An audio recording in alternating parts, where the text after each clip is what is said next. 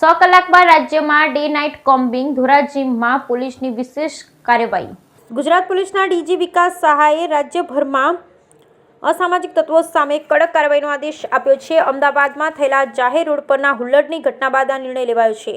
પોલીસે 100 કલાકની અંદર અસામાજિક તત્વો, હિસ્ટ્રી શીટરો અને નોટોરિયસ અપરાધીઓને શોધી કાઢવાના પડકાર આપવામાં આવ્યા છે, જેમાં ધોરાજીના વિસ્તારમાં વિશેષ કોમ્બિંગ ઓપરેશન શરૂ કરવામાં આવ્યું છે, જેમાં ધોરાજી ડિવિઝનના મદદનીશ અધિક્ષક સિમરન ભારદ્વાજ દ્વારા તાલુકા, સિટી સહિતના વિસ્તારોમાં જુદી જુદી ટીમો બનાવવામાં આવી, જેમના દ્વારા વિશેષ કોમ્બિંગ ઓપરેશન શરૂ કરવામાં આવ્યું।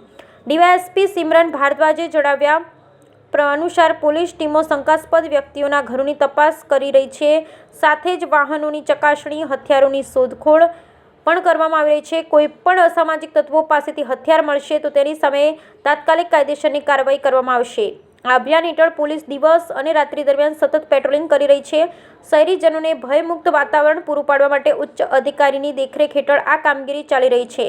100 કલાક પૂર્ણ થયા બાદ જ સમગ્ર રાજ્યમાંથી કેટલાક અસામાજિક તત્વો પકડાયા તેનો અહેવાલ જાહેર થશે, તેમજ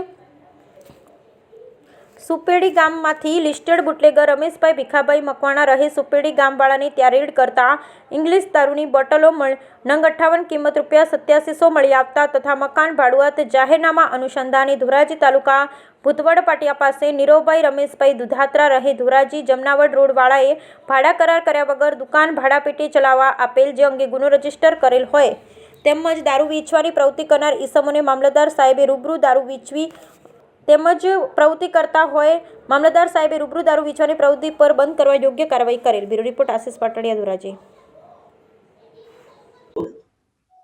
ગુજરાત રાજ્યના માનનીય ડીજીપી સાહેબના નિર્દેશ મુજબ ધોરાજી સબ ડિવિઝનમાં 100 કલાક માટે ધોરાજી સબ ડિવિઝનના આખા ગુનેગારો ખિલાફે જો છે કડક કાર્યવાહી મિશન મોડમાં કરવામાં આવી રહી છે। રાજકોટ ગ્રામ્યના માનનીય પોલીસ અધિક્ષક સાહેબના માર્ગદર્શન હેઠળ હવે સુધી ધોરાજી સબ ડિવિઝનમાં, જેમાં 5 પોલીસ સ્ટેશન આવડે છે, ધોરાજી સિટી, ધોરાજી તાલુકા, ઉપલેટા, ભાયાવદર અને પાટણમાં, આમાં 8 જેટલા જો છે ઇલીગલ વીજ કનેક્શન કાપવામાં આવેલ છે। ઇલેક્ટ્રિસિટી એક્ટ હેઠળ પણ 2 કેસો કરવામાં આવેલ છે। પીજીવીસીએલ દ્વારા જો છે આશરે 2 લાખ રૂપિયાનો દંડ કરવામાં આવ્યો છે અને ભાડા કરનારનો જાહેરનામા ભંગ કરનાર વાળા લોકોના ખિલાફે પણ દો ગુના જો છે દાખલ કરવામાં આવ્યા છે। આના ખિલાફે ખનન માફિયા પણ પોલીસની કાર્યવાહી ચાલુ છે અને એમના પણ વાહનો પોલીસ દ્વારા જપ્ત કરવામાં આવેલ છે અને હવે ખાન ખનીજ વિભાગ દ્વારા એના ખિલાફે ફાઇનની કાર્યવાહી જો છે આ ચાલુ છે।